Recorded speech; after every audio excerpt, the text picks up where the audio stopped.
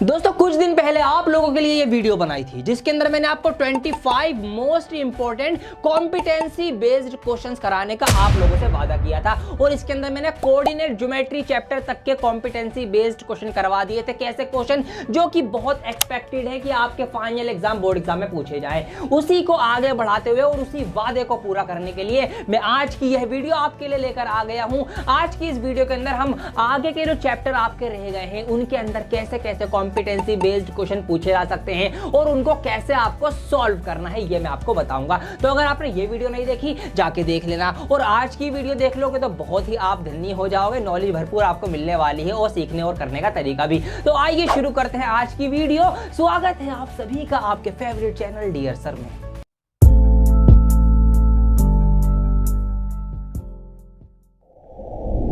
तो आइए दोस्तों स्टार्ट करते हैं पहले ही सवाल के कॉन्सेप्ट के साथ, बिकॉज आप सभी ये जानते हैं कि कॉन्सेप्ट इज पावर। तो अगला जो चैप्टर आपकी बुक में है वो है एप्लीकेशन ऑफ ट्रिग्नोमेट्री। तो यहां पर उसी के अंदर से मैंने कॉम्पिटेंसी बेस्ड क्वेश्चन लिया है। अच्छा सवाल है, ध्यान से समझिए। सवाल लिखा हुआ है कि टू फ्रेंड्स अजय एंड प्रंजय, दो दोस्त हैं अजय और प्रंजय, और वो क्या कर रहे हैं, वो discussing how it is possible. वो डिस्कस कर रहे हैं, क्या डिस्कस कर रहे हैं कि क्या ये मुमकिन है कि find out the height of the tall towers, के हम बिल्डिंग्स या टावर की हाइट पता कर सके किस चीज से, by using their knowledge of trigonometry. Trigonometry की जो उनको नॉलेज है उसका इस्तेमाल करके। बिल्कुल कर सकते हैं, क्यों नहीं कर सकते। मैंने पिछली वीडियो में बता तो रखा है आपको कि आप बिल्डिंग की, टावर की ऊंचाई कुछ भी आप पता कर सकते हैं ट्रिग्नोमेट्री से। तो आइए करते हैं। अब यहां पर एक केस बना के दिया गया है। सवाल है कि the tops of two towers, दो टावर्स हैं, उन दोनों के जो टॉप है मतलब ये जो इनकी ऊंचाइयां हैं दोनों की ये रही। यहां पे क्या आएगा, of height X and Y, दो हाइट है उनकी अलग अलग, ठीक है जी, एक्स और वाई। तो किसी को भी आप एक्स मान लो, एक को आप वाई मान लो, किसी को भी कुछ भी मान सकते हैं। तो इसको अगर मैं एक्स मानूंगा, इस वाले टावर को यहां से यहां तक इसकी हाइट हो जाएगी,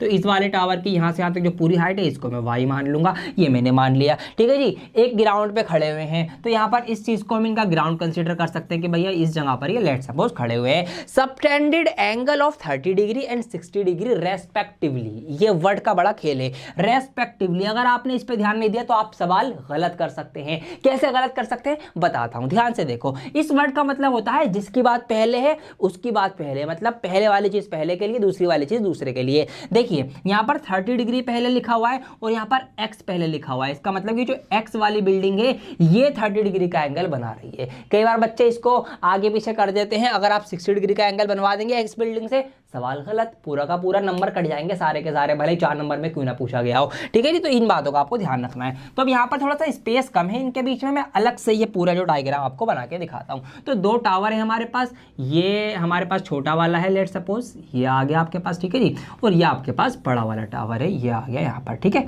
चलिए जी, अब क्या है, इनके नाम दे देते हैं। ये आपका x है, इस वाले को हमने x बोला था ना, तो इसको आप x बोल दीजिए, इसको आप y टावर बोल दीजिए। ये दोनों टावर जो खड़े हैं एक लेवल पे खड़े हैं ग्राउंड पे, ये हमने ग्राउंड बना दिया। अब देखिए सवाल में कहा गया है यहाँ पर subtended at angle 30 degree 60 degree respectively at the centre of the line joining their feet. At the centre मतलब यहां पर जहां पर उनके पैर जुड़ रहे हैं, इस जगह पर, इनके बिल्कुल बीचों बीच में जमीन पर एक पॉइंट है, बिल्कुल इस जगह पर, इस पॉइंट पर ये एंगल बना रहे हैं। कितने कितने डिग्री, ये छोटा वाला x जो है ये बना रहा है 30 डिग्री, तो यहाँ पर ये एंगल बना रहा है 30 डिग्री का। और यहाँ पर ये जो बड़ी वाली टावर है, बड़ा वाला बिल्डिंग हमारे पास है, यहाँ पर ये बना रहा है 60 डिग्री का। इस तरीके से कुछ यहाँ पर हमसे कहा गया है। ऑल राइट, बात समझ में आई। ये हमारी कुछ इमेज जो है फिगर बन के तैयार हो चुकी है। क्या निकालना है, then find x ratio y, x और y का अनुपात बताना है, x और y का रेशो। x और y है क्या, इन दोनों बिल्डिंग्स की हाइट, मतलब दोनों की हाइट निकालनी है और उनका हमें रेशो निकालना है। सवाल समझ में आए, तो ये हमारी कॉम्पिटेंसी बन गई। अब इसमें आप कुछ भी नाम दे सकते हो इन कॉर्नर्स को। इसको मैंने लेट सपोज ए नाम दे दिया, इसको बी नाम दे दिया, इसको सी नाम दे दिया, इसको डी नाम दे दिया, इसको ई नाम दे दिया। अब यहाँ पर ट्राइंगल आपके सामने है, फटाफट से in triangle A B C के अंदर पहले ट्रिग्नोमेट्री लगाओ, फिर डी इसमें सी डी ई में लगाओ और अपनी अपनी हाइट निकालेंगे। आइए निकालते हैं। तो यहाँ पर सबसे पहले मैं करने जा रहा हूँ क्या, in triangle A B C के अंदर, ठीक है, ए बी सी के अंदर क्या लगेगा जी, ट्रिग्नोमेट्री लगेगी। और क्या लगेगा, tan थीटा लगाएंगे हम। क्यों लगाएंगे tan थीटा, क्योंकि हमें ये और ये और ये चाहिए हमें, ठीक है जी। तो यहाँ पर tan थीटा क्या होता है आपका P/B होता है। अब tan कितने डिग्री का एंगल है जी, 60 डिग्री का एंगल है। परपेंडिकुलर क्या है, एंगल के सामने वाली चीज होती है, जो कि हमारे पास यहाँ पर y है। बेस क्या है, बेस इसका BC है। अच्छा एक बात और ध्यान दीजिए, क्या ध्यान दीजिए, ये BC और CD बराबर हैं, BC और CD बराबर है। क्यों, क्योंकि हमसे कहा गया कि at the centre of the, बिल्कुल बीचों बीच में है ये पॉइंट, मतलब इधर का फासला बराबर है, मतलब BC बराबर CD है। इस तरीके से आप इसको कंसिडर कर सकते हैं, या आप इसको एक ही नाम दे सकते हैं और आसानी के लिए कि भैया ये डिस्टेंस है, वो इस तरीके से कर सकते हैं। तो यहाँ पर मैंने अभी फिलहाल BC है तो मैं BC लिख देता हूँ। अब tan 60 की वैल्यू क्या होती है, √3 होती है, y/BC हो जाएगा। क्रॉस मल्टीप्लाई में करूंगा तो y यहाँ नीचे कुछ भी नहीं, तो y का y रहेगा और √3 की मल्टीप्लाई हो जाएगी BC से। तो ये निकल के आ गई किसकी वैल्यू, ये निकल के आ गई y की वैल्यू, एक टावर की निकल के आ गई। बिल्कुल सेम यही प्रोसीजर लगाते हुए आप क्या करेंगे, दूसरे टावर की भी वैल्यू निकाल लेंगे। तो यहाँ पर मैंने ये लाइन ड्रॉ करी। अब आ जाओ दूसरे ट्राइंगल के अंदर, इन ट्राइंगल कौन सा, CDE, ये में आ गया। यहाँ पर क्या करना है, सेम वही tan थीटा लगाना है। क्या होता है जी, P/B होता है, बहुत अच्छे से पता है। एंगल कितना है आपकी बार, 30 डिग्री का है जी। परपेंडिकुलर क्या है, 30 डिग्री के सामने बिल्कुल x है। और बेस कितना है, बेस है यहाँ पर CD, ये मैंने लिख दिया। अब tan 30 की वैल्यू क्या होती है, 1/√3 होती है। x का x आ जाएगा, CD का CD आ जाएगा, क्रॉस मल्टीप्लाई करेंगे। अब देखिए एक चीज और कर सकते हैं, यहाँ पे क्या कर सकते हैं, आप ये कर सकते हैं कि CD और BC तो एक ही है ना, बराबर हैं ये तो यहाँ पर हम CD की जगह पर BC भी लिख सकते हैं, ठीक है जी। इससे हमें कोई भी दिक्कत वाली बात नहीं होने वाली। तो BC यहाँ पर हो जाएगा, x की मल्टीप्लाई √3 में हो जाएगी तो √3x हो जाएगा, और इधर हमारे पास BC है, कम BC होता है, और x की वैल्यू निकालेंगे तो BC/√3 निकल के आएगी। तो ये हमारे पास निकल के आ गई दूसरे टावर की वैल्यू। अब क्या करना है, हमें इनका रेशो निकालना है। रेशो निकाल दीजिए फटाफट से, आइए निकालते हैं रेशो। तो x/y मतलब x/y, तो x हमारे पास क्या है, x है हमारे पास BC/√3, और y क्या है हमारे पास, y है √3 × BC। ये हमारे पास है फ्रैक्शन की फ्रैक्शन, बटे की बटा। तो यहाँ पर इसके नीचे कुछ भी नहीं तो 1 कंसीडर करेंगे। अब जब भी बटे की बटा हो, मैंने बहुत आसान शॉर्ट ट्रिक आपको सिखा रखी है, क्या कि भैया जी बाहर वालों की मल्टीप्लाई तो आप ऊपर लिख दीजिए, BC है कम BC, और अंदर वालों की मल्टीप्लाई आप नीचे लिख दीजिए, खत्म सवाल। तो यहाँ पर √3 की √3 से मल्टीप्लाई जब करेंगे तो क्या होगा, रूट हट जाएगा, तो ये सिर्फ 3 रह जाएगा। और साथ में BC मल्टीप्लाई में तो BC का BC लिख देंगे। एक BC ऊपर है, एक BC नीचे है, काट देंगे इनको फटाफट से। तो BC से BC कैंसिल आउट हो जाएगा, ऊपर कुछ भी नहीं बचा तो 1 बचा, नीचे आ जाएगा आपका 3। तो 1/3, इसका मतलब क्या, इसका मतलब x/y जो है वो क्या है, वो 1/3 होगा। और ये हमारा आंसर आपके सामने निकल के आ चुका है फाइनली। अगर 4 नंबर में ये सवाल आएगा तो भैया जी पूरे के पूरे 4 नंबर आपको देके जाएगा, ये आ जाए या इसके जैसा आ जाए। तो ऐसे आपको करना है, ध्यान से इसको आप देख लीजिए और इसको लिख लीजिए। अगला सवाल सॉल्व करवाने से पहले मैं आपको बता दूं कि सारे सवालों की PDF बना के हमारे टेलीग्राम ग्रुप पे आपको मिल जाएगी। तो टेलीग्राम ग्रुप ज्वाइन कर लेना, लिंक डिस्क्रिप्शन में दिया गया है। इन सभी सवालों को आप खुद भी एक बार सॉल्व करना, क्योंकि जब आप अपने वीक एरियाज पे काम करते हैं ना, तो कई बार आप अटकते भी हैं। कुछ सवाल आपसे सॉल्व नहीं होंगे, और कुछ सॉल्व तो होना दूर, आपको यही नहीं समझ आता कि भैया क्या करना है इसके अंदर, कॉन्सेप्ट कौन सा लगाना है, तो आप फंस जाते हैं। बट ऐसे सवालों को हम छोड़ नहीं सकते, क्या पता वही एग्जाम में आ जाए। तो इसीलिए आपको क्या करना है, प्रैक्टिस करनी है, लेकिन उनको लेके नहीं बैठना।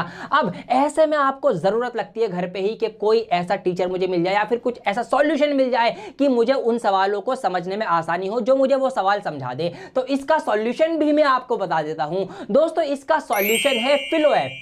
अब लेट सपोज कि आपने ट्रिग्नोमेट्री के क्वेश्चन बनाने लग रहे हैं, आपने पहला सवाल कर लिया, दूसरा कर लिया, 2 3 4 सवाल आपने सही कर लिए, 5वें सवाल में आप अटक गए। अब क्या करना है, डरना नहीं है, घबराना नहीं है, डिमोटिवेट नहीं होना है, और आपको परेशान नहीं होना है। क्या करना है, सिंपल उस सवाल का आपको फोटो क्लिक करना है और फिलो ऐप पर डाल देना है, और जादू हो जाएगा। 60 सेकंड्स के अंदर ही आपको एक लाइव ट्यूटर, एक्सपर्ट ट्यूटर जो होगा वो आपके साथ कनेक्ट होगा लाइव कॉल पे, और आपकी प्रॉब्लम को समझाएगा वो, जैसे बिल्कुल आप अपने दोस्तों से समझते हैं लाइव कॉल के ऊपर, उसी तरीके से।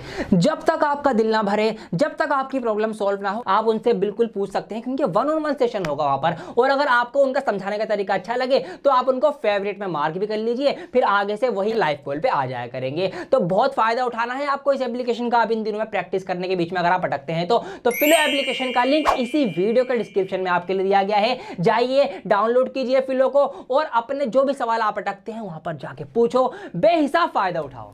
तो सर्कल चैप्टर के अंदर से मैं आपको 2 कॉम्पिटेंसी बेस्ड क्वेश्चन करवाने वाला हूं। एक में ऐसा होगा कि आपको बड़ा सा क्वेश्चन दिया जाएगा और उसके अंदर ही 2, 3 या 4 या 5 सवाल भी छोटे छोटे आपसे पूछे जा सकते हैं, अगर ये सवाल 4 या 5 नंबर का आएगा तो। और एक आपका डायरेक्ट ही छोटा सवाल होगा, जो दोनों देखते हैं कैसे करना है। सवाल यहाँ पर लिखा हुआ है कि एक आपके पास झूला है, ठीक है, आप देख सकते हैं फेरिस व्हील इसको बोलते हैं, बहुत बड़ा सा। इसके अंदर हमें 2 सर्कल नजर आ रहे हैं। एक सर्कल तो ये बाहर वाला बड़ा वाला सर्कल आप देख सकते हैं, और एक ये अंदर वाला, इस वाले को मैं कंसीडर कर लेता हूं, ये रहा छोटा इसके अंदर जो बना हुआ है, ठीक है जी। ये 2 सर्कल नजर आ रहे हैं। अब हमसे क्या कहा गया है, ए बी इज अ कोड ऑफ द आउटर व्हील, जो बाहर वाला व्हील है, मतलब बाहर वाला पहिया है, इससे एक जीवा, एक कोड बनाई गई है ए बी। तो यहां पर इसका पॉइंट यहां पर मैं ले लेता हूं, और दूसरा पॉइंट इसका कहीं यहां ले लेता हूं, और इसको इस तरीके से हम मिला देंगे कि ये इसकी जीवा आ गई ए बी। इसको आप नाम दे दीजिए, ये पॉइंट ए हो जाएगा, ये पॉइंट बी हो जाएगा। Touch is the inner wheel at P, जो अंदर वाले पहिए को पॉइंट पी पर जोड़ती है, टच करती है, मतलब यहां पर टच हो रहा है, तो ये वाला जो पॉइंट है इसका ये हो जाएगा पॉइंट पी। ये हमसे कहा गया, हमने लिख दिया। आगे हमसे कहा गया ए बी इज अ कोड of the outer wheel which touches, ये तो हो गया, ठीक है जी। The radius of the inner wheel, जो अंदर वाला व्हील है, अंदर वाला जो गोला है उसकी रेडियस, ये हमारा सेंटर आ जाएगा, इसका केंद्र बिंदु। तो यहां से इसकी जो रेडियस है ये 8 मीटर है। और क्या कहा गया है हमसे, radius of the outer wheel, और जो बाहर वाला व्हील है, बड़ा वाला पहिया, मतलब यहां तक, यहां से केंद्र से यहां तक जो ये लाइन आएगी, ये वाली, ये कितनी है, ये 10 मीटर की है। ये हमको बातें बताई गई हैं। अब सवाल पढ़ेंगे तो ऐसे आपको कुछ एक सिचुएशन बना के दी जाएगी, फिर आपसे कुछ छोटे छोटे सवाल पूछे जाएंगे। अब पहला सवाल है यहाँ पर option A, which of the following is correct, कि इनमें से अब बताओ कौन सी बात सही है। तो आइए देखते हैं। लिखा हुआ है कि AP is more than BP, कि एपी जो है, ये एपी जो है ये बीपी से बड़ा है क्या? आप सोचिए बड़ा है या नहीं है। जी हाँ, ये बड़ा नहीं है। क्यों नहीं है? क्योंकि ये बराबर है। अभी बता देता हूं। और अगला ऑप्शन में देखूंगा एपी बराबर बीपी, यस यही इसका आंसर है। तो ऑप्शन बी पे हम क्लिक कर देंगे, टिक कर देंगे, क्योंकि ये इसका सही जवाब है। अब ये बराबर क्यों है, इसके पीछे का लॉजिक समझो, एक थ्योरम है, याद रखना, और सवालों में भी काम आएगी, इसलिए ये सवाल लिया है मैंने। देखिए यहाँ पर क्या है, ये इसका सेंटर है और ये इस तरीके से यहाँ पर एक परपेंडिकुलर बन रहा है। क्यों बन रहा है? क्योंकि ये है एक टेंजेंट। ये जो ए बी है ये छोटे वाले सर्कल की क्या है, एक स्पर्श रेखा है, एक टेंजेंट है, और टेंजेंट रेडियस से हमेशा यहाँ पर 90 डिग्री का एंगल बनाती है। जब इधर 90 का बना होगा तो इधर 90 का बना होगा। तो इसका मतलब ये जो, अगर सेंटर को मैं ओ नाम दूं, ओ पी, ये जो ये लाइन है ये क्या है, ये इसके ऊपर परपेंडिकुलर है। और एक बात आपको ध्यान रखनी है कि हमेशा अगर क्या होगा, सेंटर से परपेंडिकुलर डाला जाएगा, ठीक है, किसी भी रेडियस से, इसके सर्कल के सेंटर से अगर हम परपेंडिकुलर बनाते हैं उसकी टेंजेंट के ऊपर, तो वो उस कोड को, या फिर बड़ा वाला जो हमारा सर्कल है उसकी कोड को क्या करेगा, आधा आधा डिवाइड करेगा, बाइसेक्ट करेगा बेसिकली। तो इसका मतलब, क्योंकि ये बिल्कुल बीचों बीच में है ना भाई, सेंटर क्या होता है, सेंटर सर्कल है, बिल्कुल बीचों बीच में होता है, बिल्कुल बीच में होता है। जब बिल्कुल बीच से आप इसको बांटेंगे तो क्या होगा भाई, बिल्कुल आधा आधा ही तो कटेगा। तो इसका मतलब ये एपी यहां से यहां तक का और ये बीपी यहां से यहां तक क्या है, बराबर है। ठीक है जी, ये कॉन्सेप्ट आपको क्लियर रखने हैं। अगला है द लेंथ ऑफ द कोड ए बी की लंबाई बताओ ऑफ द आउटर सर्कल। तो ये जो यहाँ से यहाँ तक, ये जो ए से लेकर बी तक है, ये आपको बताना है। सिंपल है सेट। यहाँ पर एक छोटा ट्राइंगल नजर आ रहा है आपको, ओ पी बी इस तरीके से है, ठीक है जी। ओ है, पी है, बी है, ये पता है आपको 8 है, ये पता है आपको 10 है, ये राइट एंगल ट्राइंगल है। फटाफट पाइथागोरस थ्योरम लगा दोगे आप, तो क्या होता है भाई, हाइपोटेनस का स्क्वायर कर दो, 10 का स्क्वायर 100 होता है, 8 64, इसमें से माइनस कर दो, माइनस होकर आपका 36 आएगा, 36 का रूट क्या होता है, 6 होता है। तो 6 आपका निकल के आ गया यहाँ से यहाँ तक। बहुत सारे बच्चे गलती करेंगे, फटाफट देखेंगे ऑप्शन में 6 आंसर है, हाँ जी ऑप्शन है, लगा देंगे, गलत जवाब। जी हाँ, गलत जवाब, नंबर कट जाएगा। क्यों? सवाल पढ़िए ना, सवाल में पूछा है कोड ए बी की लंबाई बतानी है, और गिरो आपने 6 निकाला है, ये सिर्फ बी से लेकर पी तक का पार्ट निकाला है। इसका मतलब इतना ही, जब इधर है 6 तो इधर भी यहाँ से यहाँ तक भी 6 होगा, क्योंकि सेम ट्राइंगल इधर भी बनेगा। तो 6 + 6 मतलब 6 + 6 12। तो इसका आंसर 6 नहीं 12 आएगा। ऑप्शन नंबर डी इसका सही जवाब है 12 मीटर। तो ये छोटी छोटी गलतियां होती हैं, एक्साइटमेंट में आपने रूट निकालते आंसर लगा देंगे, लेकिन देख लेना है कि हमसे पूछा क्या गया है। तो ये एक सवाल आपको मैंने करवा दिया है, उम्मीद करता हूं। अब देखिए डायरेक्ट सवाल अगर एक पूछा जाएगा तो ऐसा भी पूछा जा सकता है। यहाँ पर एक सवाल लिया गया है, पहले भी पूछा जा चुका है। ये यहाँ पर लिखा हुआ है कि प्रीति ने एक बहुत ही सुंदर घड़ी खरीदी है, जिसको आप यहाँ पर देख सकते हैं। तरीका ये, मुद्दे की बात पर आओ सीधा। मुद्दे की बात यह है कि PA and PB are tangent. PA और PB जो है वो स्पर्श रेखाएं हैं इसके अंदर। अगर हम फिगर इस घड़ी को अगर हम मैथमेटिकल फॉर्म में देखेंगे तो यहाँ पर ये इसका सेंटर O हो जाएगा सर्कल का। तो यहाँ से यहाँ तक ये मैं इसको मिला देता हूँ, ये आपका पॉइंट A यहाँ पर है, और इसको भी मैं इस तरह से मिला देता हूँ, आपका पॉइंट B यहाँ पर है। तो जो PA और PB ये दोनों क्या है, स्पर्श रेखाएं हैं सर्कल की। ठीक है जी, बहुत अच्छी बात है। एंगल APB बराबर 50 डिग्री। तो एंगल APB यहाँ पर ये वाला जो एंगल है P, ये कितने डिग्री दिया गया है, 50 डिग्री, 50 डिग्री का दिया गया है। क्या निकालना है, right the measure of angle OAB। Angle OAB निकालना है। तो OAB है कहाँ पे, OAB मतलब OA, और इस तरीके से ये जाएगा यहाँ पर। तो जब B से मिलेगा तो यहाँ पर हमें ये वाला एंगल निकालना है। तो ये तो हमें समझ में आ गया कि हमें पता क्या करना है। अब कैसे करना है, आइए इसकी बात करते हैं। देखिए सबसे पहले आप इसको कंसीडर कीजिए एक चतुर्भुज, एक क्वाड्रिलेटरल। किसको, जब आप एक क्वाड्रिलेटरल देखेंगे यहाँ पर क्या है वो क्वाड्रिलेटरल में अलग कलर से आपको हाईलाइट करता हूँ आपके लिए, ताकि आपको क्लियर दिख जाएगा। देखिए APBO, तो यहाँ पर इस तरीके से एक क्वाड्रिलेटरल बन रहा है, एक चतुर्भुज बन रहा है। क्या नाम है चतुर्भुज का, APBO। ठीक है, APBO। अब इसके अंदर अगर हम बात करें क्वाड्रिलेटरल की, चारों एंगल, जो चारों कोण होते हैं उनका जो योग होता है वो कितना होता है, वो 360 डिग्री होता है। ठीक है, 360 डिग्री के चारों बनते हैं। मतलब अगर इसके अंदर हम बात करें एंगल A की, एंगल P की, एंगल B की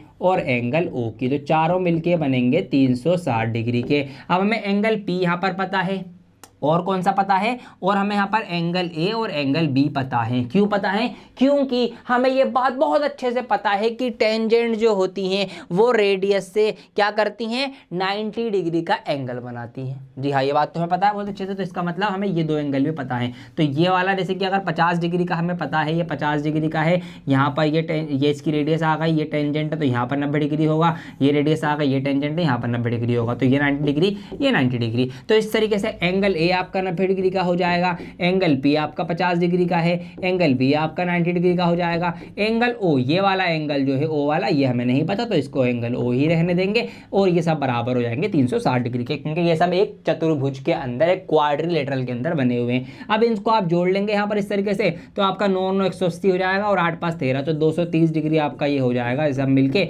और एंगल O आपका रह जाएगा 360। तो इस तरीके से जब हम एंगल O निकालेंगे तो कितना निकल के आएगा, 360 में से आप 230 जो है ये माइनस कर देंगे। ठीक है जी, ये आपका माइनस हो जाएगा, तो आपका कितना हो जाएगा, ये 130 यहाँ पर बचेगा। तो 130 डिग्री का ये वाला एंगल आपका निकल के आ चुका है, एंगल O।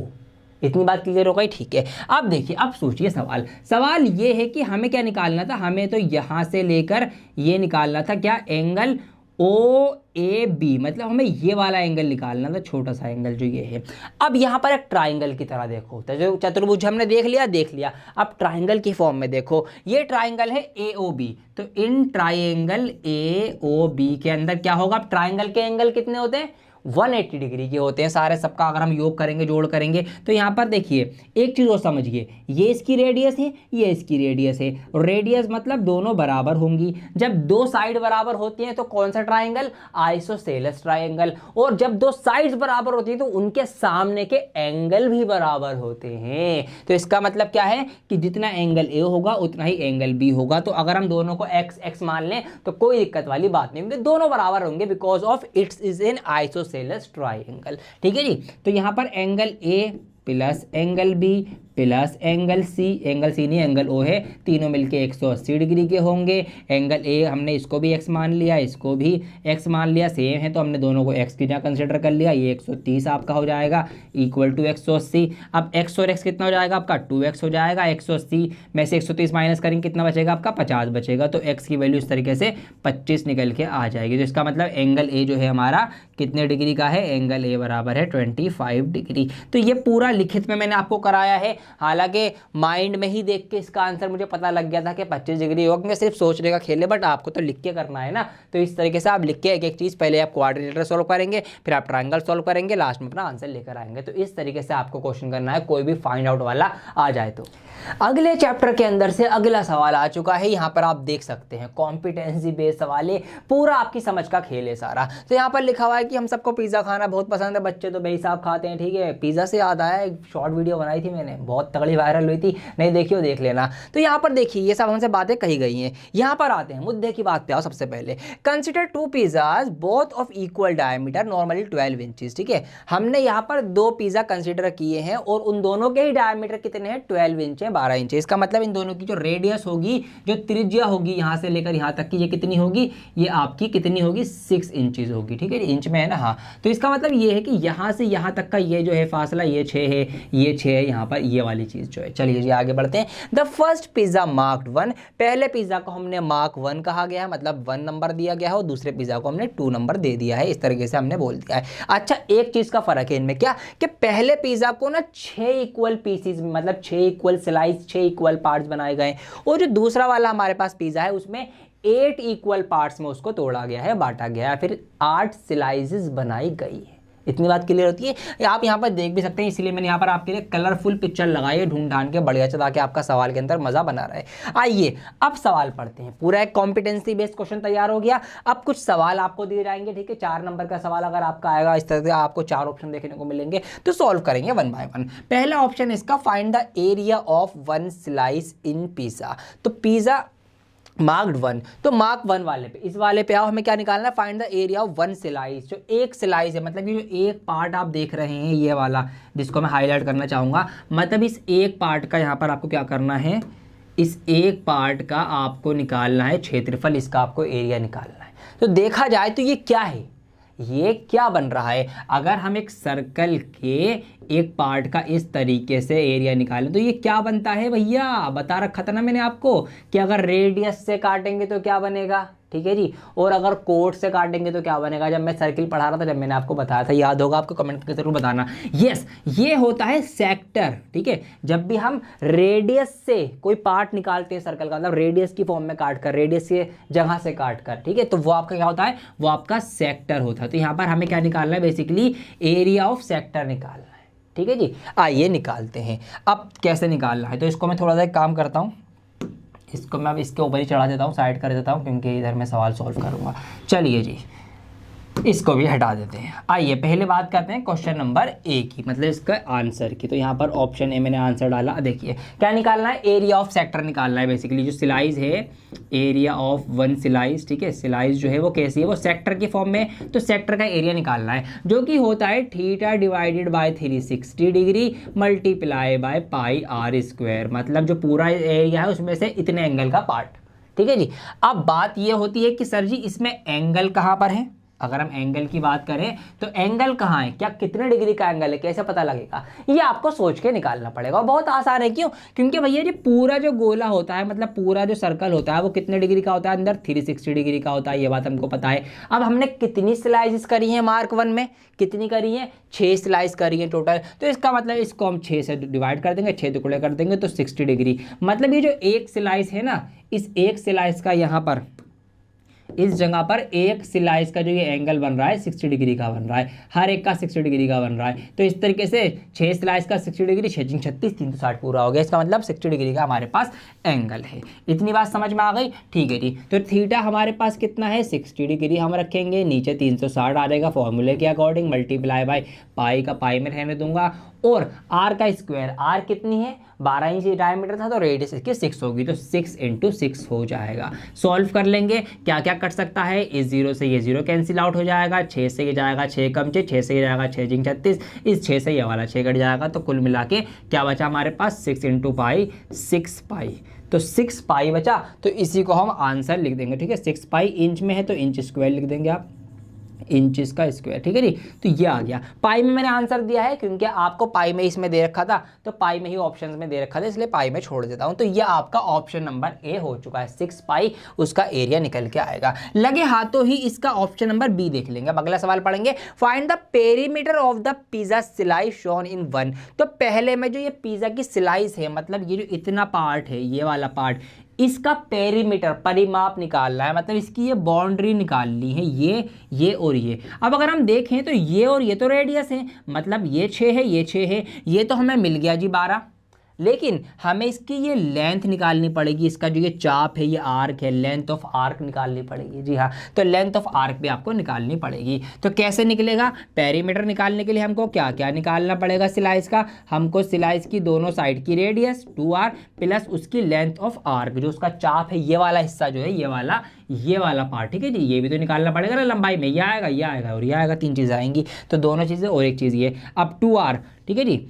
r कितनी है आपकी? आर आपकी 6 है, तो 6 दूनी 12, तो ये तो आपका 12 हो जाएगा, इस तरीके से 12। अब बात करते हैं इसकी एल की। अब लेंथ ऑफ आर का भी एक फॉर्मूला होता है, याद नहीं है तो याद कर लेना, बता देता हूँ। क्या होता है आपका? Theta divided by 360 degree multiply by 2 pi r. क्यों? क्योंकि 2 पाई आर किसका होता है? सर्कल के सरकमफेरेंस का फॉर्मूला होता है। और क्योंकि सरकमफेरेंस हम बाउंड्री की तो बात कर रहे हैं, इसीलिए 2 पाई आर लगाएंगे। और कितना डिग्री के एंगल में बात हो रही है, इसलिए एंगल आ गया यहाँ पर। तो यहाँ पर ये 12 एज इट इज आ जाएगा, और एंगल हमें पता है 60 डिग्री का था, 360 मल्टीप्लाई बाय 2 पाई का पाई रहने दूंगा। और आर कितनी है? आर आपकी 6 है। काट देंगे, ये 0 से 0 कैंसिल आउट हो जाएगा, फिर 6 से जाएगा, 6 बार 6 36 होते हैं, 6 से ये वाला 6 कैंसिल आउट हो जाएगा। सब कुछ कट पिट के खत्म हो गया। क्या बचा? 2 इंटू पाई बचा। तो इसका मतलब 12 प्लस 2 पाई, बस यही है, और कुछ हम कर नहीं सकते। तो इसका पेरीमीटर क्या है स्लाइस का? तो एक स्लाइस जो हमने ये खाई निकाली अलग से, उसका पेरीमीटर है 12 प्लस 2 पाई। तो ये आपका इसका आंसर आ जाएगा, ठीक है। इंच में चल रहा है तो इंचेस भी आप लिख देंगे और आंसर। तो ऐसे आपको करना है, समझ में आई बात? सवाल को पढ़ना है, समझना है क्या पूछा है, उसके लिए क्या क्या चाहिए, और आपको वो कर लेना। तो बाकी के 2 ऑप्शन जो है आप लोगों के लिए होमवर्क दे रहा हूं, प्लीज इसको ट्राई करना, और ये बनेंगे आपसे होंगे तो आपका भी एक कॉन्फिडेंस बूस्ट होगा, बिल्डअप होगा कि यार मुझसे तो सवाल हो रहा है। तो इसीलिए आपको एक कॉन्फिडेंस आएगा पढ़ाई करने का, तैयारी करने का। इसीलिए बाकी के 2 क्वेश्चन आप जरूर ट्राई करें। कॉम्पिटेंसी को जांचने के लिए बहुत अच्छा सवाल, ठीक है। हालांकि ये छोटे मार्क्स में ही होगा, 1 या 2 नंबर में, लेकिन समझ आपकी कितनी है, ये सवाल आपकी पूरी समझ को क्लियर कर देगा एग्जामिनर के सामने। देखिए यहाँ पर लिखा हुआ है कि साइना नेहवाल जो है बहुत अच्छी प्रोफेशनल प्लेयर हैं, ठीक है, बैडमिंटन खेलती हैं, फोटो भी दिया गया है हमें। सवाल पर मुद्दे की बात पे आते हैं, मैं तो सीधा ही कहता हूँ आपसे हमेशा, a shuttlecock use for playing badminton has the shape of a combination of. Shuttlecock जो चिड़िया यहाँ पर आप देख रहे हैं, जिसको आप चिड़िया बोल देते हैं, ठीक है जी, इसको आप देख रहे हैं, हमसे पूछा है कि ये किस किस मैथमेटिकल शेप से मिलकर बनती है। अब बहुत सारे बच्चे डायरेक्ट देखेंगे, अरे सर क्या बात कर रहे हो, ऐसी तो होती है, इस तरीके से कुछ होती है ये, ठीक है जी। तो यस, नहीं, ऐसी नहीं होती। यहाँ पर इसको ध्यान से देखिए, 4 ऑप्शन दिए गए हैं। क्या क्या ऑप्शन है नजर मारते हैं। लिखा हुआ है a cylinder and a sphere, कि एक सिलेंडर और स्फेयर से मिलकर बनती है। अब सिलेंडर आपको पता है कि सिलेंडर कैसा होता है, इस टाइप का कुछ सिलेंडर होता है, और स्फेयर कैसा होता है, ऐसा होता है। अगर हम इसके ऊपर लगाते हैं तो क्या शटल ऐसी होती है? बिल्कुल ऐसी तो नहीं होती। सिलेंडर एंड अ हेमीस्फेयर, ठीक है जी, एक सिलेंडर है और हेमीस्फेयर है। अच्छा, एक सिलेंडर बनाते हैं हम, ये हमने सिलेंडर बनाया। हेमीस्फेयर मतलब इस तरीके से आधा गोला, अर्ध गोला। तो क्या ऐसी होती है शटल? जी नहीं, ऐसी तो नहीं होती। तो इसका मतलब ये भी नहीं है। स्फेयर एंड अ कोन, कोन कोन, हाँ ऐसी कुछ तो हमें दिखती है, कोन की तरह इस तरीके से तो होती है कुछ कुछ। अब ये हमारे पास कोन आ गया, और क्या है, एक स्फेयर। अब स्फेयर या तो आप इधर लगाएंगे या आप इधर लगाएंगे। तो इधर लगाएंगे, क्या ऐसी होती है शटल? सोचिए, नहीं ऐसी भी नहीं होती। तो कैसी होती है भैया जी? लास्ट ऑप्शन बचता है फिर, क्या है, frustum of a cone and a hemisphere. अब ये फ्रस्टम ऑफ अ कोन क्या भला है, समझाता हूं। ये कोन है, ये एक कोन है, एक शंकु है, जिसको आप हिंदी में शंकु बोलते हैं। अगर हम किसी शंकु को काट दें, उसकी पूंछ की तरफ से काट दें, कट कर दें, ऊपर का हिस्सा हटा दें, तो मैंने क्या किया, लेट सपोज मैंने यहाँ से ये वाला हिस्सा इसका काट दिया, खत्म कर दिया, तो ये मैंने इतना हिस्सा इस कोन का काट दिया। तो ये जो बचा, अब ये जो बचता है इसी को हम बोलते हैं फ्रस्टम ऑफ अ कोन। एक शंकु का हिस्सा, बचा हुआ हिस्सा, फ्रस्टम ऑफ अ कोन, ठीक है। तो इसको अगर आप मैं थोड़ा तमीज़ से बनाऊंगा तो नीचे इस तरीके से एक गैप आएगा, और ऊपर ये बिल्कुल मिलेगा नहीं जाके, और ऊपर इस तरीके से एक शंकु, क्योंकि पूरा कोन इस तरीके से था कुछ, जिसको मैंने इस जगह से काट दिया है। तो ये कट के ऐसा रहेगा, इसको बोलेंगे क्या, frustum of a cone. And a hemisphere, hemisphere मतलब अर्धगोला, तो इसके ऊपर हम एक अर्धगोला लगाएंगे। क्या ऐसी होती है शटल? यस, ऐसी ही तो होती है दिखने में बिल्कुल। यहाँ पर नीचे कैप होता है और इस तरीके से यहाँ पे जो है वो पर होते हैं। आइए मैं आपको दिखा भी देता हूँ और अच्छे तरीके से। तो यहाँ पर आप देख सकते हैं, अगर मैं इसको थोड़ा सा रोटेट करूँ तो कहीं ना कहीं आप देख सकते हैं सिमिलैरिटी। ठीक है जी, जैसी मैंने बनाई बिल्कुल वैसी शटल होती है। अब इसको आप और अच्छे से देख सकते हैं, यहाँ पर क्या फ्रस्टम ऑफ कौन है और क्या चीज़ क्या है, आपको क्लियर आइडिया हो जाएगा। जैसे कि यहाँ पर ये वाला पार्ट यहाँ से लेकर यहाँ तक, तो ये तो आपका हो जाएगा फ्रस्टम ऑफ अ कोन और ये आपका हो जाएगा हेमिस्फेयर। तो इसलिए इसका सही आंसर कौन सा है, ऑप्शन नंबर डी। तो ये समझ ही चेक होती है आपकी एग्जाम में कि आपने कितना समझा है मैथ्स को। और वाकई में मैथ्स कोई रटने वाली चीज़ नहीं है, मैथमेटिक्स जो है समझने वाली चीज़ है, फील करने की चीज़ है। हमने इससे ये फील किया, ये बन गया और ये एज इट इज ऐसा था। तो ये चीजें बेसिक सी होती हैं। अब इसी सवाल को ये बड़ा नंबर में भी बना सकता था। कैसे, आपसे लेट सपोज इसका सरफेस एरिया पूछ लेता फ्रस्टम ऑफ कोन का, तो यही सवाल काफी लंबा सवाल हो जाता। आपसे इसका पूरे का ही पूछ लेता, अगर टोटल सरफेस एरिया पूरे का मतलब इसका अर्धगोले का भी मिलाओ, मतलब इसका हेमिस्फेयर का भी और इसका भी सबका, तो भैया अगर पेंट करना होता है इसमें तो पूरा सरफेस एरिया निकालते हम। तो इस तरीके से इसी सवाल को वो 4 या 5 नंबर में भी ले आ सकते हैं। अभी ये सवाल छोटा सिर्फ पूछ लिया आपसे कि भैया क्या होगा, तो ये चीज़ आपको पता होनी चाहिए। तो ये सवाल बहुत अच्छा था आपकी समझ को चेक करने के लिए। उम्मीद करता हूँ आपको पसंद आया होगा। आइए बढ़ते हैं आगे के सवाल की तरफ। सरफेस एरिया एंड वॉल्यूम वाले सवालों में से ही एक बढ़िया सवाल जो कि आपके दिमाग के घोड़े खोल देता है, मतलब कंफ्यूज कर देता है कैसे करें। देखिए यहाँ पर काफी कुछ लिखा हुआ है यहाँ पर इरिगेशन के ऊपर, तो ये आप पढ़ सकते हैं, पढ़ना चाहे सुकून से। मैं मुद्दे की बात पे आता हूँ। हमेशा लिखा हुआ है कि वन सच कैनाल, मतलब यहाँ पर ना हमें इरिगेशन कैनाल, जो नालियाँ होती हैं जिससे हम अपनी फसलों को पानी देते हैं, उनके ऊपर बात की जा रही है कि हरियाणा में कितनी है, छत्तीसगढ़ में कितनी है, उड़ीसा में, जम्मू कश्मीर में किस किस तरीके से कहां पर क्या चीजें हो रही हैं। बात करते हैं वन सच कैनाल, ऐसी ही एक कैनाल जो है shown here is width of 3 metre. ऐसी एक कैनाल यहां दिखाई गई जिसकी चौड़ाई, मतलब इसकी अगर मैं इस चीज की बात करूं चौड़ाई की, ये चौड़ाई जो है 3 मीटर है और 7 मीटर ये गहरी है। गहरे मतलब नीचे की तरफ जा रही है इस तरीके से, ये अंदर, ऐसे पीछे मत समझना, ये अंदर इसकी गहराई बताई जा रही है जो इसकी 7 मीटर है। मतलब 3 मीटर ऐसे चौड़ी है ये और 7 मीटर इस तरीके से ये नीचे गहरी है जो कैनाल है हमारी।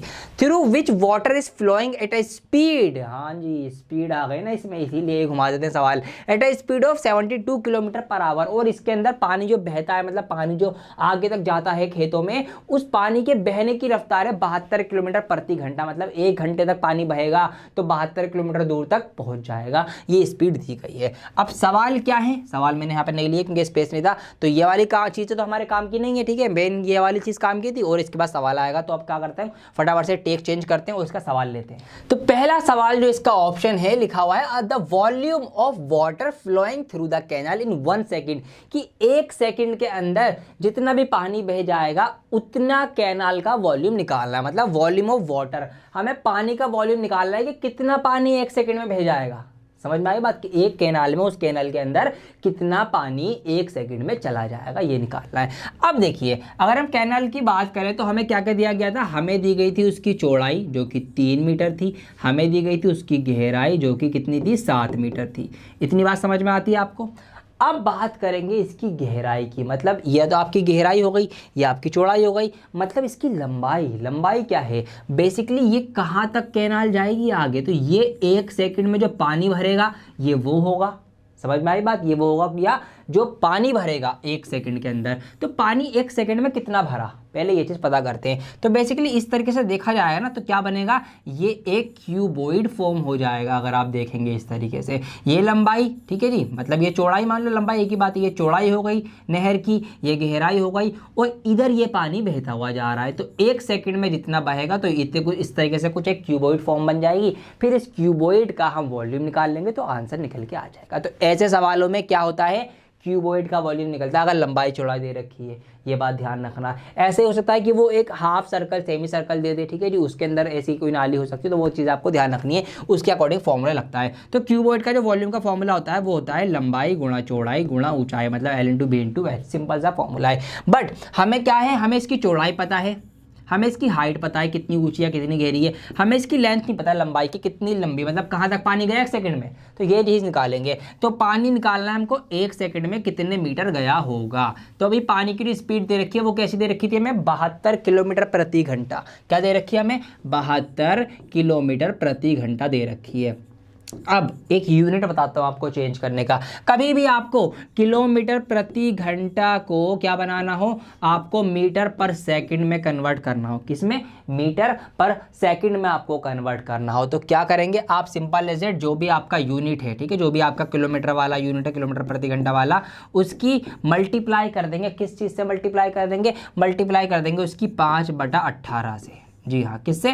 5/18 से। तो ऐसा करने पर वो क्या होगा, वो मीटर पर सेकंड में आपका कन्वर्ट हो जाएगा। जी हाँ, इसको आप मैन्युअली भी कर सकते हैं। फिलहाल अभी मैं डायरेक्ट कर देता हूँ। तो ये आपका हो जाएगा 5/18 से जब मल्टीप्लाई करूँगा तो 18 चौक 72 होते हैं, 4 पंजे 20 हो जाएगा। तो 20 मीटर पर सेकंड स्पीड आ जाएगी। अब ये स्पीड जो हमने पानी की निकाल ली, ये मीटर पर सेकंड में निकाल ली कि हर एक सेकंड में 20 मीटर पानी बढ़ेगा। इसका मतलब ये है। तो इसका मतलब क्या हुआ कि हर एक सेकंड में 20 मीटर पानी बढ़ रहा है। तो हमें निकालना है एक ही सेकंड का। तो एक सेकंड में कितना पानी बढ़ रहा है आगे तक? 20 मीटर तक। अब तो सोचो, ये चौड़ाई है, ये गहराई है और ये आपकी लंबाई है, जो कि कितनी आ गई? 20 मीटर। तो ये मीटर में, ये मीटर में, ये मीटर में, लंबाई, चौड़ाई, ऊंचाई, तीनों चीज़ें आपको पता है। फटाफट फॉर्मूला लगा दीजिए, L/B/H, मतलब तीनों की मल्टीप्लाई कर दीजिए और आपका आंसर आ जाएगा 7 या 21, 21 दूनी 42, बोले तो 420। तो 420 ऑप्शन में दिख रहा है आपको? हाँ जी दिख रहा है। ऑप्शन नंबर सी ये रहा।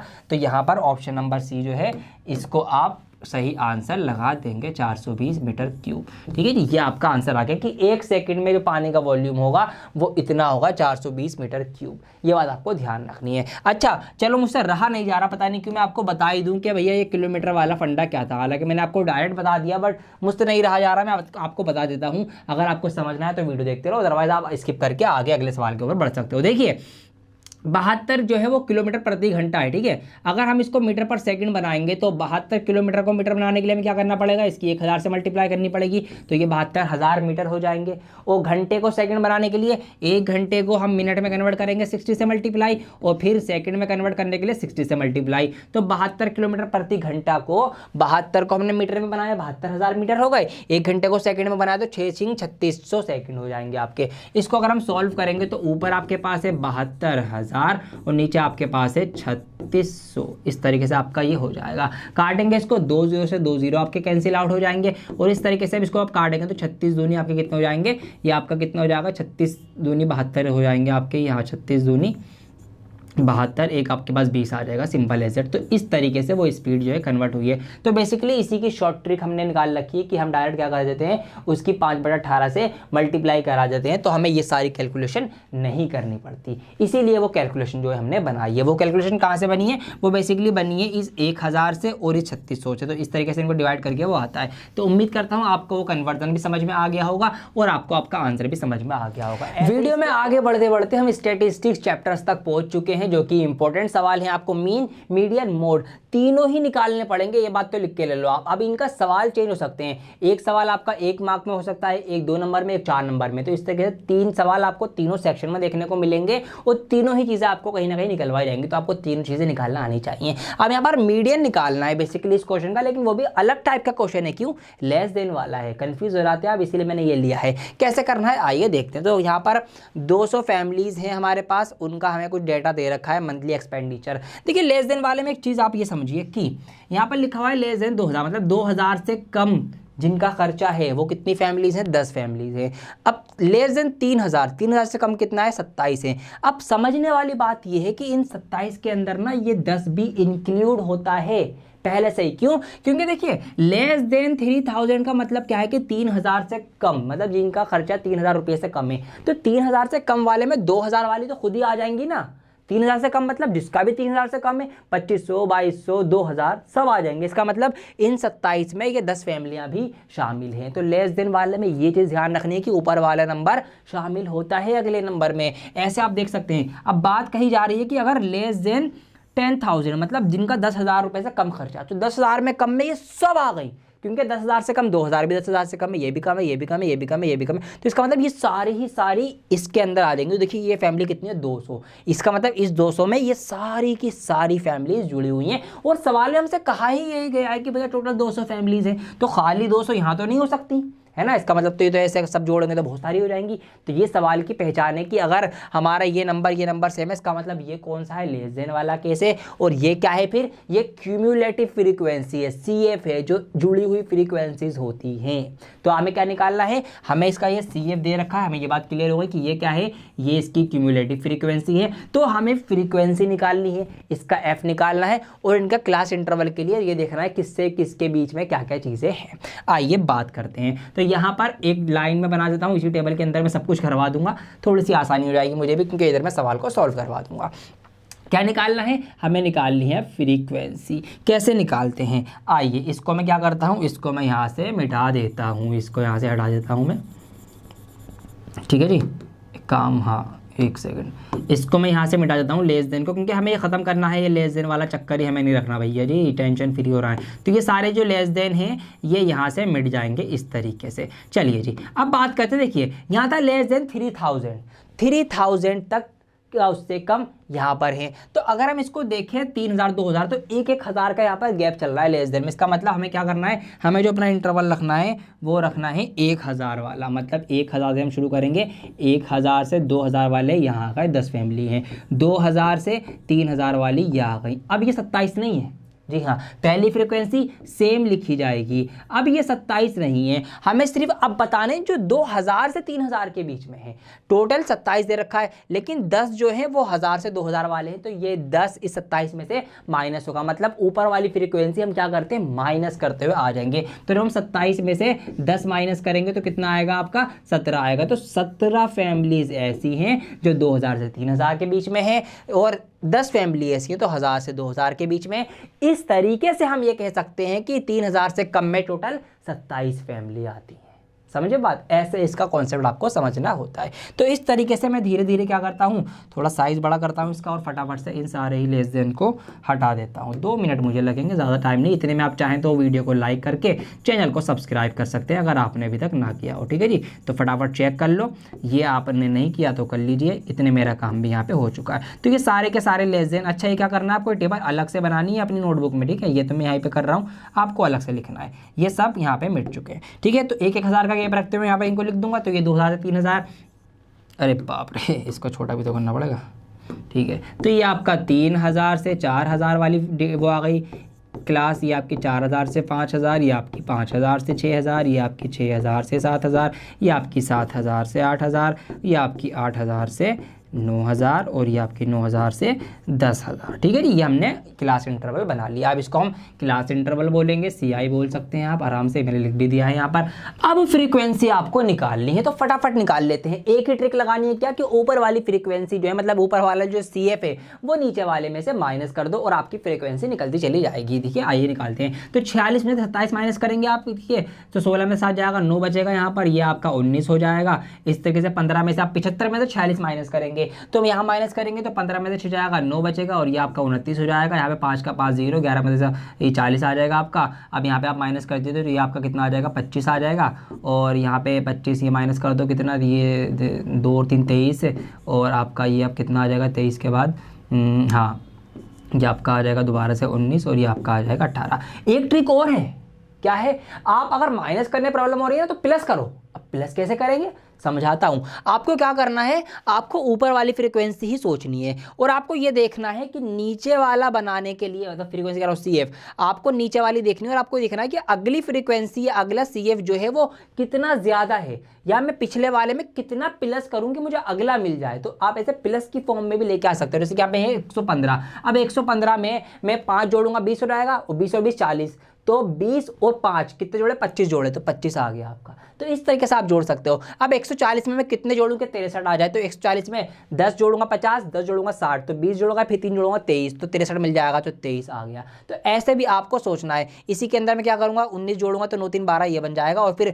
82 में मैं 18 जोड़ूंगा तो 200 बन जाएगा, तो 18 आ गया। तो ऐसे भी आप CF निकाल सकते हैं, प्लस प्लस करते हुए भी। तो आपको ध्यान रखना है। चलिए जी अब निकल चुका है। तो टोटल तो आपको पता ही है, जो लास्ट वाला होता है वो ही आपका टोटल टोटल है, तो इनका टोटल भी 200 होगा। चलिए अब मीडियन क्लास क्या होगी, फटाफट से मीडियन क्लास फाइंड कर लीजिए, जो कि कहीं ना कहीं बिल्कुल बीचों बीच में होगी। तो ऊपर से हम 1 2 3 4 छोड़ेंगे, नीचे से 1 2 3 4 छोड़ेंगे, तो ये हमें मिल जाएगी हमारी मीडियन क्लास। ये हमें बीचों बीच में कहीं ना कहीं सबसे बीच में ये है, तो ये हमारी मीडियन क्लास हम इसको रखने वाले हैं। चलिए जी, अब फॉर्मूला आपके सामने ऑलरेडी लिखा हुआ है, क्या क्या चीज़ें होती हैं आपको सब कुछ पता है। एल क्या होता है, lower limit of the median class, तो जो कि कितनी है आपकी 5000 है। तो यहाँ पर आप लिख भी देंगे सारी वैल्यू ताकि आपको फिर रखने में आसानी हो। तो एल आपका आ जाएगा 5000 plus n/2, n number of families कितनी है 200, 200 का आधा n/2 आपका आ जाएगा 100। तो बेसिकली आप क्या करना है, सिंपल, अच्छा मैंने फॉर्मूला लगाना शुरू कर दिया, तेज हो रहे हो बहुत। चलो तो n/2 लिख देता हूँ, जो आपका आ जाएगा कितना 200 डिवाइडेड बाई 2, जो कि आपका आ जाएगा 100। ठीक है जी।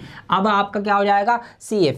अब CF की बात करें तो फ्रीक्वेंसी हम कैसी लेते हैं, फ्रीक्वेंसी हम लेते हैं एक ऊपर वाली फ्रीक्वेंसी, कह रहा हूँ क्यूमुलेटिव फ्रीक्वेंसी। तो क्यूमुलेटिव फ्रीक्वेंसी हम जो हमारी क्लास है उससे एक प्रीसीडिंग वाली ऊपर वाली हम लेंगे, तो CF आपका हो जाएगा इसका 75, और फ्रीक्वेंसी उसी की रहती है जो कि हमारी यहाँ पर 40 है, तो यह आपका हो जाएगा F40, और H क्या होता है हमारा क्लास इंटरवल का गैप कितना है, ठीक है, जो कि हमारा चल रहा है 1000 का, तो यहाँ पर H आपका हो जाएगा 1000। तो सारी वैल्यूज आपने लिख ली हैं आपके आसानी के लिए ये। अब आपका फॉर्मूला लगाना आसान हो जाएगा, बस सिर्फ वैल्यूज आपके सामने हैं, निकालनी नहीं है ढूंढ ढूंढ के, वरना डायरेक्ट निकाल जाए तो आप गलती कर सकते थे। तो आप सामने निकाल लिया, CF ऊपर वाली, F हमारी उसी की क्लास की। आइए फटाफट से हम मीडियन निकालते हैं। तो क्या करना है, L रखना है जो कि हमारे पास है 5000, प्लस लगाना है n/2 जो कि कितना है 100 है, माइनस CF कितना है 75 है, डिवाइड बाई F कितना है 40 है, मल्टीप्लाई बाई H कितना है 1000 है। देखा आपने कितनी आसानी से फॉर्मूला पुटअप हो चुका है यहाँ पे।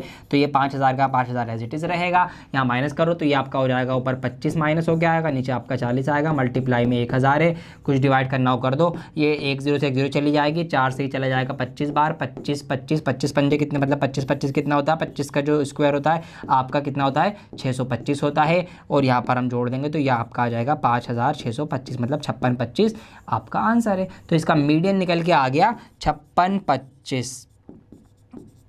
दैट्स इट, ये आपका सवाल था। तो काफ़ी सारी चीज़ें थी। सबसे पहले हमें लेस देन को कन्वर्ट करा हमने क्लास इंटरवल के अंदर, फिर हमने क्यूमुलेटिव फ्रीक्वेंसी से फ्रीक्वेंसी निकाली। इसमें भी मैंने आपको आज एक नया तरीका बताया कि प्लस करके भी आप सोच सकते हो, माइनस करके तो लाते ही हैं बच्चे, प्लस करके भी ला सकते हो। उसके बाद मीडियन निकालना, मीडियन का फॉर्मूले में क्या क्या चीज़ें होती हैं वो सब हमने फाइंड आउट करी, फॉर्मूला रखा, निकाल लिया। मोड निकालना होता, सेम यही स्टेप्स फॉलो होते सब कुछ, फिर आपको मोड का फॉर्मूला लगा, मोड में जो चीज़ें चाहिए फॉर्मूले वाली वो निकालो, और फिर मोड का फॉर्मूला लगाओ। मीन निकालना तो आपको फिर आसान है, सिग्मा FX है, और जो डिवाइड करना आपको सिंपल सा। ये एक सवाल था स्टैटिस्टिक्स के अंदर से, मैं साइड में हो जाता हूँ, स्क्रीनशॉट लेके आपको देखना हो देख सकते हैं आप। तो यूट्यूब पे जूम करने का भी फंक्शन आ गया, तो आप जूम करके कोई भी एक स्टेप का अगर खाद स्क्रीनशॉट लेना है वो भी आप ले सकते हैं, उसको नोट कर सकते हैं। इसको आप देख लीजिए अच्छे से। Last chapter of your book probability, इसके अंदर से मैं 2 सवाल करवाऊंगा, ठीक है, डाइस वाले भी लिया है इससे अगला, ताकि वो भी आपको समझ में आए अच्छे से। सवाल है the probability of getting a bad egg. अब अंडे की ट्रे के अंदर कुछ अंडे खराब भी निकलते हैं, जब पूरी जो कैरेट मंगाते हैं उसमें से भी खराब निकलते हैं। तो हमें कहा गया है कि बैड एग, बड़ा खराब अंडे निकलने की जो प्रोबेबिलिटी है, प्रायिकता कितनी है कि 400 में से जितने भी अंडे खराब निकलेंगे उस खराब निकलने अंडे के चांसेस हैं कि 0.035 के इतने चांसेस हैं, इतनी प्रोबेबिलिटी है, इतनी प्रायिकता है कि अंडे खराब निकलेंगे, ठीक है जी।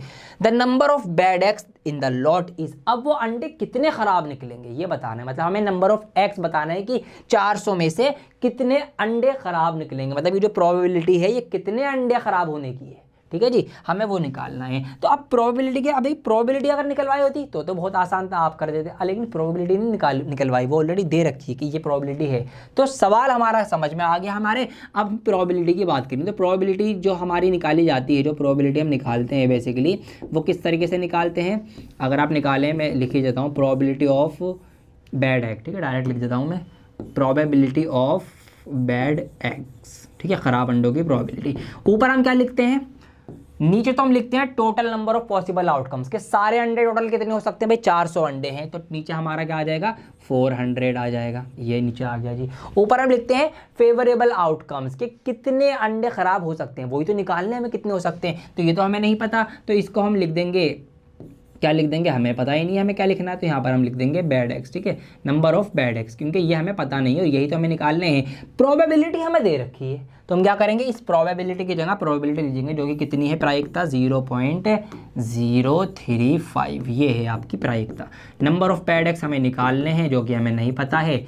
अब यहाँ से आपका आंसर आएगा, किस तरीके से आएगा, ऐसे आएगा। अब क्रॉस मल्टीप्लाई करा दो, कुछ नहीं करा सकते तो यहाँ पर इसकी क्रॉस मल्टीप्लाई, यहाँ पर इसकी, यहाँ नीचे कुछ भी नहीं है तो ये भाई नंबर ऑफ आपका जो है ये नंबर ऑफ बैड एक्स आपका आ जाएगा, खराब अंडे ये आ गए यहाँ पर।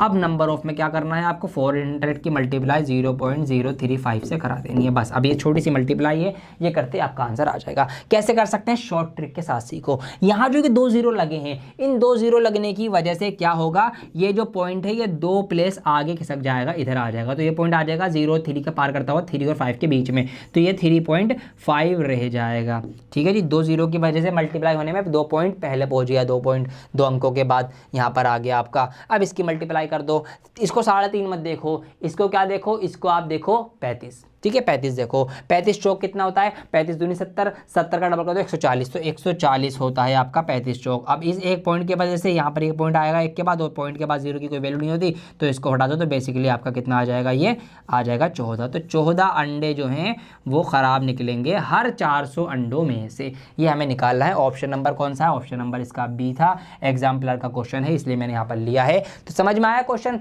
कि हर 400 में से 14 अंडे ख़राब निकलेंगे, और इस अंडे की जो प्रोबेबिलिटी है वो है 0.035। ठीक है, ये सवाल था। आइए फटाफट से एक और सवाल देखते हैं, इसका लास्ट क्वेश्चन है, वीडियो का ध्यान से देख के जाइएगा। एक लंबा सवाल लिया है मैंने ताकि कुछ सवाल मैं कराऊं और कुछ आप प्रैक्टिस कर लें मेरे साथ लगे हाथों जाते जाते। तो यहाँ पर सवाल है इन अ 2 डाइस गेम। ठीक है, एक यहाँ पर डाइस से पासा फेंकने का, लूडो का दाना फेंकने का गेम है। 2 पासे मतलब 2 लूडो के दाने एक साथ फेंके जा रहे हैं। अब क्या होता है, जब भी 2 दाने लूडो के एक साथ फेंके जाएंगे तो नंबर ऑफ पॉसिबल आउटकम जो हमारा होगा, मतलब total number of possible outcome क्या होगा, 36 होगा। जब एक फेंका जाएगा तो आपका 6 होगा, लेकिन जब 2 फेंके जाएंगे तो कितना होगा, 6 × 6, 36 पॉसिबल आउटकम्स आ सकते हैं। ठीक है जी, लूडो के दानों को मिला के टोटल। आपको पता भी है कैसे आते, बता रखे मैंने पहली वीडियो में। पहला ऑप्शन देखते हैं, the probability that the difference of the number on the 2 dice is 3। हमें किस चीज़ की प्रोबेबिलिटी बतानी है कि जो हमने लूडो के दाने फेंके उन पे जो नंबर आए, उन नंबर्स के बीच में 3 का डिफरेंस होना चाहिए, मतलब 3 का डिफरेंस, 3 का फर्क आए। तो कब कब 3 का फर्क आ सकता है, आपको ये सोचना है। जी हाँ, ये सोचना है। तो देखिए सोचते हैं, अगर एक लूडो के दाने पे 6 आए और दूसरे पे 3 आए तो हमारा फर्क जो है डिस्टेंस 3 आ जाएगा, मतलब डिफरेंस 3 आ जाएगा। 3 6 - 3 3, इस तरीके से आपको सोचना है। अब कम करते चले जाओ, अगर 5 और 2 आए हमारे लूडो के दाने पे कि एक पे 5 आया, पहले पे 5 दूसरे पे 2 आ गया, तो भी इनके बीच में डिफरेंस 3 आ रहा है, तो ये भी हम एक ले सकते हैं, ये भी हमारा एक हो जाएगा। ऐसे अगर एक पे 4 आए और दूसरे पे कितना आए, दूसरे पे 1 आए, पहले लूडो के दाने पे 4 आया, दूसरे पे 1 आया, तो 4 में से 1 माइनस करके तो कितना आ जाएगा, 3 आ जाएगा डिफरेंस यहाँ पर भी।